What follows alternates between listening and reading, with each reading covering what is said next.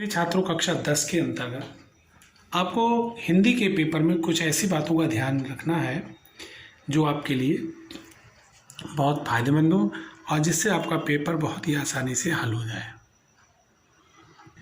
हिंदी का पेपर हल करते समय इस बात का ध्यान रहे कि प्रत्येक प्रश्न के लिए एक निश्चित समय दें और निश्चित समय देकर आप अच्छे से अच्छे अंक प्राप्त करें। आपका पेपर हिंदी का अच्छा हो, इसके लिए मैंने आप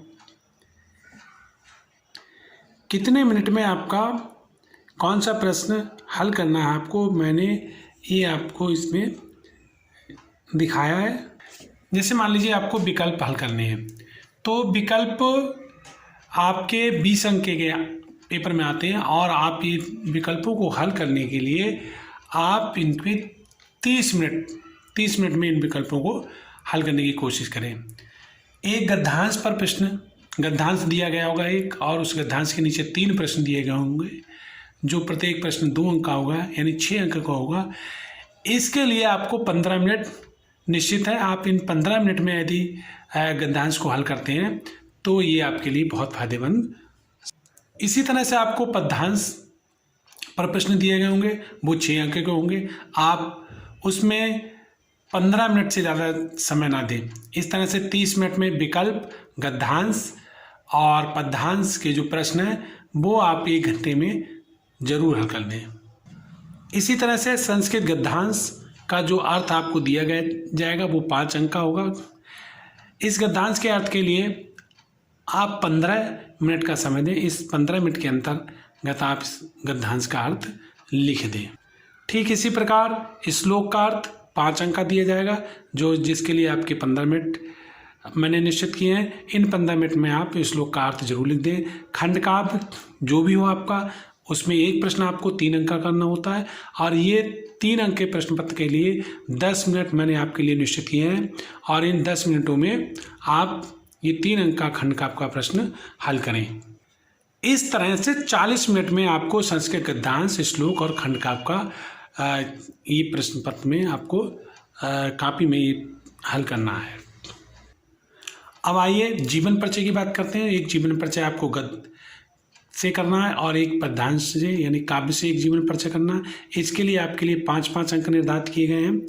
तो ये 5-5 अंक का जो आपको हल करना है, तो 5 अंक गद्य के जीवन, 15 अंक 5 अंक निश्चित किए गए हैं, तो ये 15 मिनट में हल करना है आपको। और पद्यांश का जीवन परिचय 15 मिनट में हल करना है, यानी 15-15 मिनट में आपको, यानी आधे घंटे में आपको 2 जीवन परिचय कॉपी पे अंदर आपको लिखना है, बहुत अच्छी तरह से साफ और अच्छी स्वच्छ राखी में। इसी तरह से पत्र लेखन, जिसके लिए 4 अंक निर्धारित किए गए हैं और ये 4 अंक पाने के लिए आप कम से कम इस पर 10 मिनट का समय दें। आपके प्रश्न पत्र में एक श्लोक आएगा लिखने के लिए, आप उसके अंक 2 निर्धारित किए गए हैं। इस श्लोक को आप 5 मिनट में लिख दें। संस्कृत के प्रश्नोत्तर, जिसके लिए 2 अंक दिए गए हैं, इस संस्कृत के प्रश्नोत्तरों को आप 5 मिनट में हल करें। फिर जो लास्ट प्रश्न है उस निबंध का, वो 7 अंक का है, इसके लिए आप 20 मिनट का समय दें। इस तरह से देखें तो आपका ये प्रश्न पत्र जो है 3 घंटे का, यानी 180 मिनट का है। लेकिन आपका यहाँ पर जो मैंने आपको ट्रिक बताई है, इस ट्रिक में आपका प्रश्न पत्र 170 मिनट में हल हो जाएगा और जो 10 मिनट बचे हैं वो आप कॉपी अपनी पलट कर देख सकते हैं कि आपका कोई प्रश्न पत्र में कोई प्रश्न छूट तो नहीं गया है। यदि छूट गया हो तो आप धैर्य के साथ 10 मिनट में उस प्रश्न को लिख सकते हैं, या आप अपनी कॉपी को कलर करना चाहें तो भी कर सकते हैं। इस प्रश्न पत्र की आप जो मैंने आपको लिख के दिया है, इसको आप शॉर्ट स्क्रीन कर लें। प्रत्येक प्रश्न को आप इस नियम के अनुसार करेंगे, समय और अंक को ध्यान में रखकर करेंगे, तो आपका पूरा प्रश्न पत्र बहुत आसानी से हल हो जाएगा, बहुत आसानी से लिख जाएगी कॉपी आपकी और आपको कोई भी परेशानी का नहीं उठानी पड़ेगी।